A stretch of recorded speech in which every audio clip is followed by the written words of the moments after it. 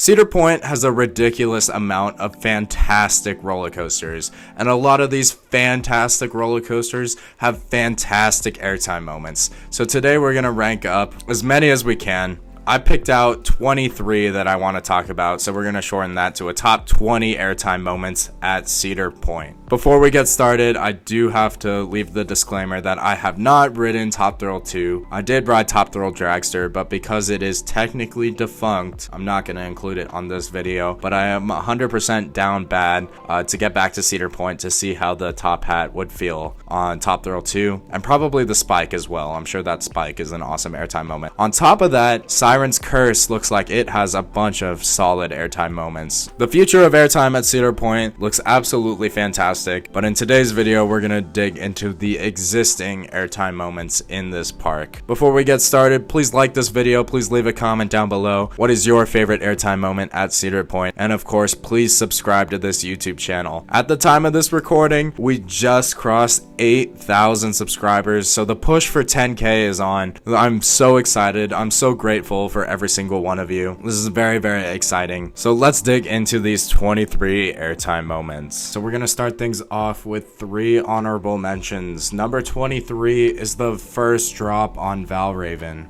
This one is a very traditional dive coaster drop. Like, if you've done a dive coaster before, especially one with vest restraints, you probably know what this one feels like. If you've only ever done Griffin or SheiKra at the Busch Gardens parks, it's basically a more restricted version of that, because Valravn's vest restraints come down on your shoulders a lot tighter than the old school hard plastic over the shoulder restraints do, so you don't float up nearly as much. But because I'm a roller coaster nerd and I'm a tourist, and being at Cedar Point is like an experience that I don't get to have on a regular basis, I'm like, I want to make the most of all of my rides. So whenever I ride Valravn, I always take the vest and I physically pull it off my shoulders, and I feel like that makes you feel the float way more. But because you have to do that, because you have to ride in a certain way, it's kind of bleh, you know. It's also not the most forceful airtime at all. Like, it's very much 100% floater airtime. Obviously it's better in the back, but the front row on any dive coaster has that absolutely spectacular view, so that's just really cool. As a Southern California local, I know Emperor the most, and obviously the drop on Valravn is very comparable to the drop on Emperor. The major difference is duration, because Valravn is about like 50 feet taller or so. So yeah, it's absolutely a good moment, just nowhere near the best airtime moment in the park. I'm leaving off the second drop on Valravn from this video because it's basically just a smaller version of this element that we already talked about. All right, moving on to number 22 is the first drop on both sides of Gemini. So this is actually like a pretty tall roller coaster. At one point it was the tallest in the world, which is absolutely crazy to think about, to even comprehend. It may not even be in the top 10 tallest roller coasters in the park. It probably is, but you know, it's down there. But for my 2024 rides on Gemini, I just walked away far more impressed than I had been in the past in 2021 and 2018. And honestly, I feel like the first drop was a big part of it. You do have that cool visual of diving into the structure, and sitting in the back, obviously you have that cool drop. Pretty much any drop is going to be better in the back. Because it is an old school attraction, it's not built to maximize airtime, so you do just hit that one angle. But I remember walking away pretty impressed with this drop, even though there's technically 2 of them. But overall, Gemini is a very fun roller coasters, excuse me. Moving on to number 21 is the Speed Hill on Blue Streak. So for being an out and back layout, I did not notice many airtime moments on Blue Streak. This was by far the most notable. And to be honest, that's a little sad. A lot of Blue Streak's hills aren't very proportional to the amount of speed it has, so that means you kind of crawl over a lot of these larger hills. And unfortunately, Cedar Point does not take as much care in Blue Streak as Kings Island does for Racer. So it's just the inferior out and back old school wooden coaster in the state of Ohio. It's even further down on the list if you count Mystic Timbers as an out and back coaster, which it is.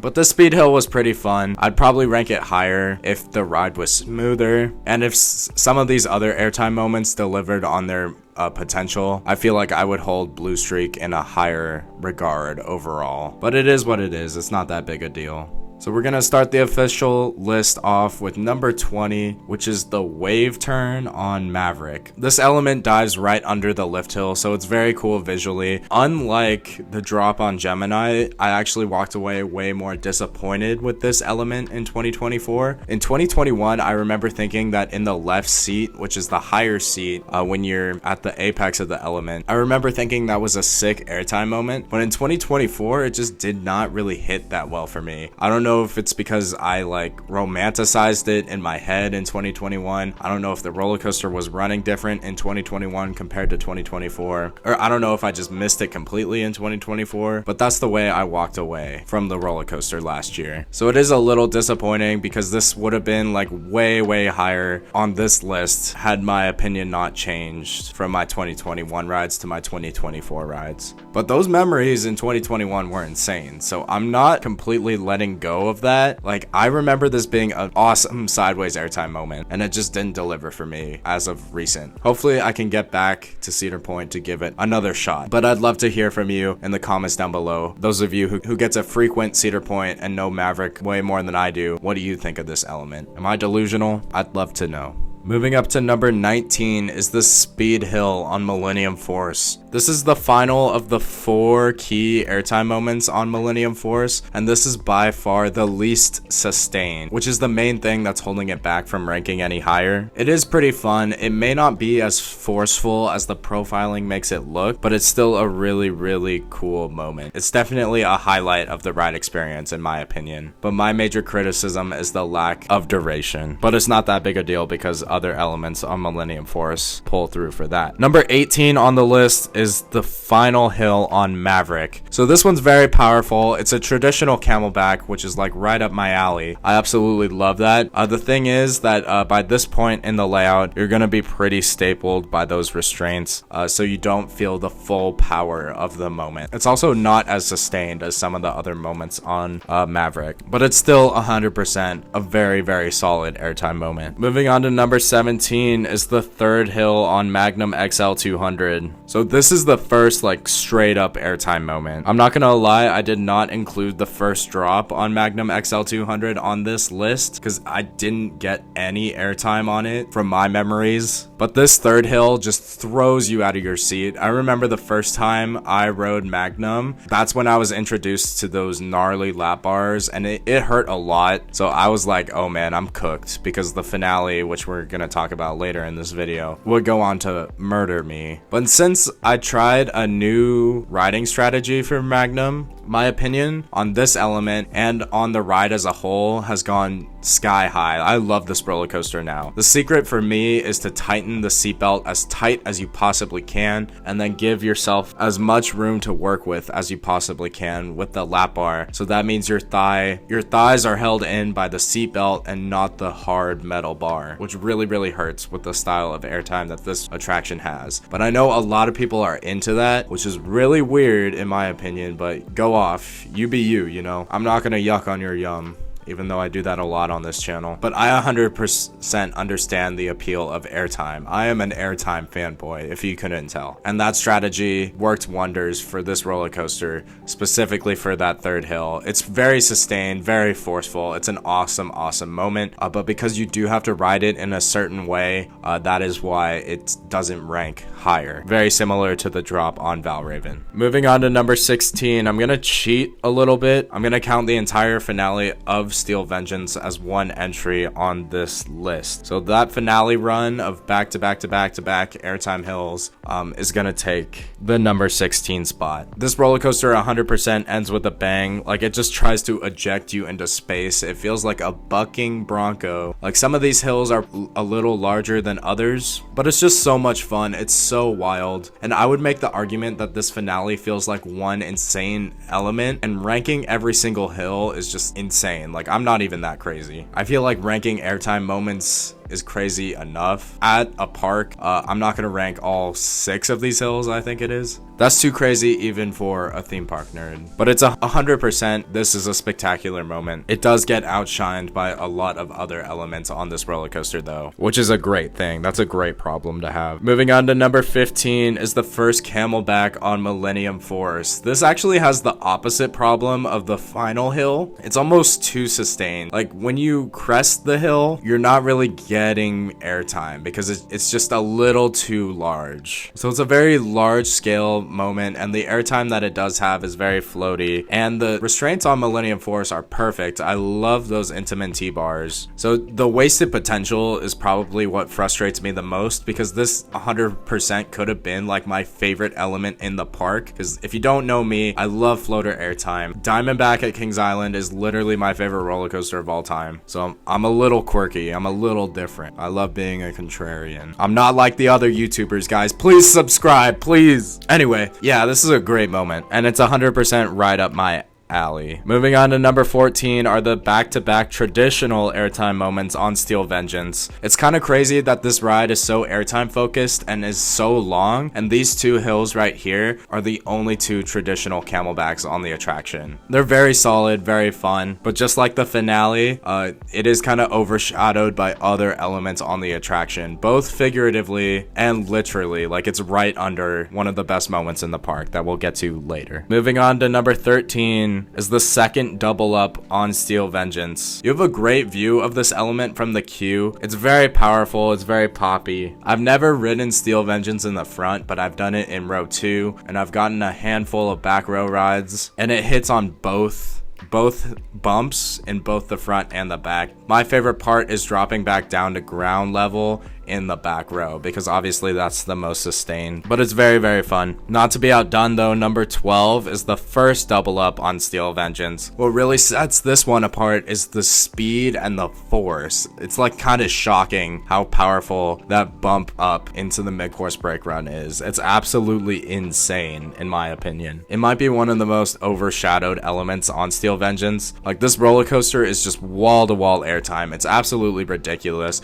I already have a full review video on the channel, which you should check out if you have not already, and I give this element a lot of love because it deserves it. Speaking of Steel Vengeance's mid-course brake run, number 11 is going to be the drop off the mid-course brake run on that same roller coaster. This Steel Vengeance kid really knows how to do airtime. It's kind of crazy. Dropping off a mid-course brake run is a great moment of airtime on a lot of roller coasters out there, and obviously one of the greatest roller coasters of all time is no exception. It's a really long fall, plus you have the dynamic of some of the wooden structure around you, so it's very, very cool. I'm glad they just had it fall all the way back down to ground level instead of doing like a double down. When I compare the blue and green tracks on Twisted Colossus, one of the big advantages of the blue track is that it dives all the way down to ground level after the turnaround instead of doing that weird double down on the green track. So I do appreciate that Vengeance goes all the way down to ground level. It's a fantastic airtime moment. I love it. Moving on to number 10. You might get tired of this name, but Steel Vengeance's top hat ranks in this slot. This is probably one of the more disappointing airtime moments in the park, if I'm being honest. Like, this absolutely has potential to be one of my favorite elements, like, of all time. Like, I love sustained airtime. It's so large scale. My biggest criticism of this element is the unbanked track. Like, I know for a lot of coaster enthusiasts that might make it better because it makes it crazier because you get laterals and airtime at the same time, but in my opinion that's not the most comfortable sensation. Like, getting pushed to the side while being pushed up out of your seat is just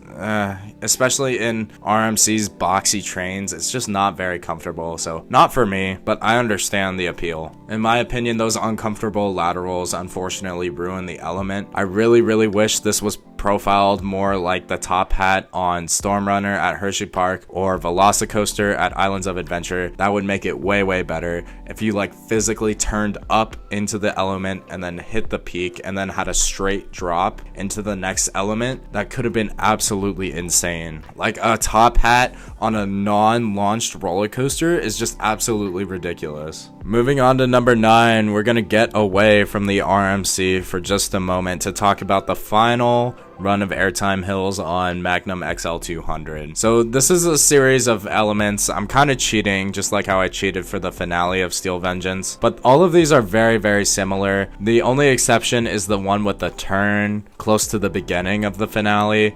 Just like the top hat on Steel Vengeance, the combination of the laterals and the boxy trains with Arrow's hypercoaster is just not for me. I think it ruins the moment. But all the other ones, they're triangle hills. They're absolutely insane. And with the riding method that I described earlier, it was way better. It was way more comfortable. It was way more fun. I was having a blast. I even had the guts to try it in the magic seat. And even with my riding method, it was a little too much. So my favorite row on Magnum is second to back because it's not a wheel seat and you're closest to the back. And it's just so fun, so much power, crazy ejector. It's just perfect and it's comfortable if you know how to do it, which I did not know until 2024. So I finally get the hype for this roller coaster. I'm not as high on Magnum as a lot of people are, but I get it. I used to think that this ride sucked, so I am a Magnum fan now. I would not say it's top 3 in the park. I'm not that crazy, at least not yet. Moving on to number 8, we're gonna talk about the sideways moment on Steel Vengeance.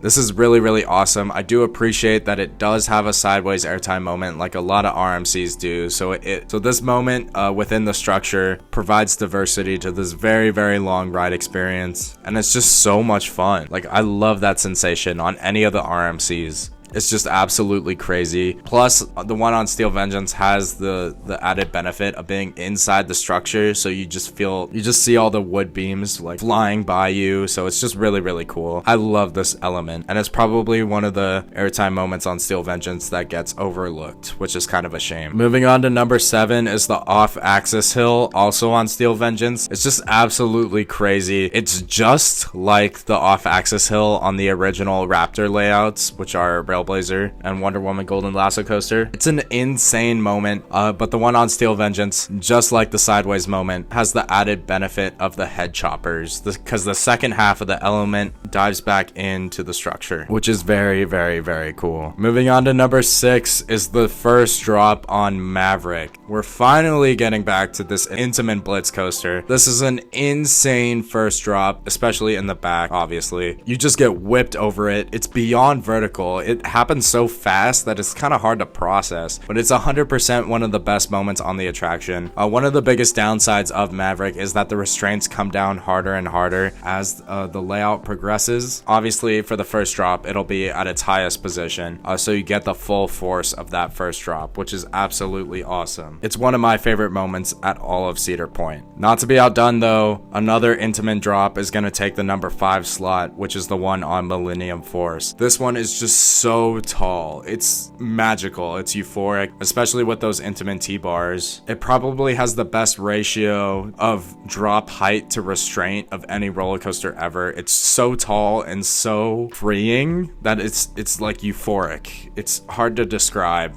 It feels like it lasts an eternity. Obviously in the back it's the best, just like any drop ever. So it's just straight up magical. Plus you're along the water, so it has breathtaking visuals. It's just an unforgettable experience. Like, I love the drop on Millennium Force. It's so good. Moving on to number 4 is the final first drop that we're going to talk about on this video. It is the drop on Steel Vengeance. So this one does get overlooked because the layout on Steel Vengeance is so insane, but that 200-foot 90-degree drop should not be overlooked. It's absolutely incredible. Really, the biggest downside of this is that it puts you back in your seat relatively early. Once that pullout starts happening, the airtime is done like right away. So for that reason, I feel like they corrected that with Iron Gwazi. I feel like that has the better hybrid drop, but the one on Steel Vengeance is still absolutely breathtaking. So it 100% deserves a top 5 spot in this video, in my opinion. Moving on to number 3, we're going to talk about my favorite airtime moment on Maverick, which is the first camelback. This one is so tall, and it's pretty tall and pretty ridiculous, but the thing that makes it so insane is that you take it with so much speed. It felt a lot like the first camelback on Lightning Run at Kentucky Kingdom.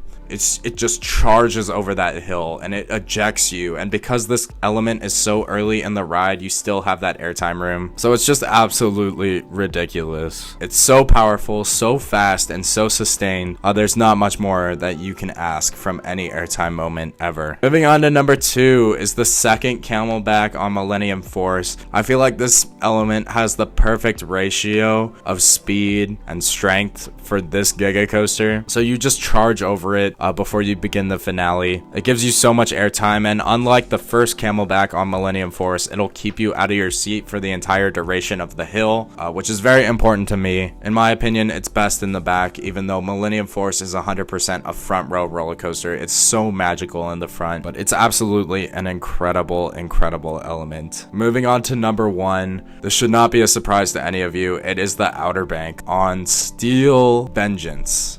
It's ridiculous. It's hard to put into words. It tries to launch you into space. Your body flies to the left in a very comfortable banking position while the train is pulling you to the right. So it's so powerful, so sustained. It's literally like 5 seconds of ejector airtime, which is inconceivable. It's absolutely insane. I love this moment. If Steel Vengeance just had this and then hit the brake run right away, it would still be an incredible roller coaster. But there's so many airtime moments, as you have seen on this video. It's just an incredible roller coaster, and Cedar Point as an incredible park. As an airtime lover, there's just so much airtime for me, for everyone. It's perfect. I love it. There's also a good amount of inversions at this park as well. So down the road, I'm planning to rank every single inversion at Cedar Point. Because airtime moments are a little harder to define than inversions. Like, inversions are very literal. Like, you can count how many times the roller coaster goes upside down. Like, an airtime moment is just much more subjective. So that makes it a little more interesting, in my opinion. If you're curious, I have ranked the airtime moments at Kings Island. And if you'd like to talk about inversions, I have ranked every single roller coaster inversion at Six Flags Magic Mountain. That was a very interesting video because Magic Mountain has a ridiculous amount of inversions. But those are my top 20 favorite airtime moments at Cedar Point. What did you think of this video? Do you agree with me? Did you disagree with me? Please let me know how you would rank the airtime moments at Cedar Point. I have not been on Top Thrill 2, so let me know where you would rank the top hat on that roller coaster, or even the Spike. I'm sure the Spike gives airtime. Let me know down in the comments below, and I will catch you later.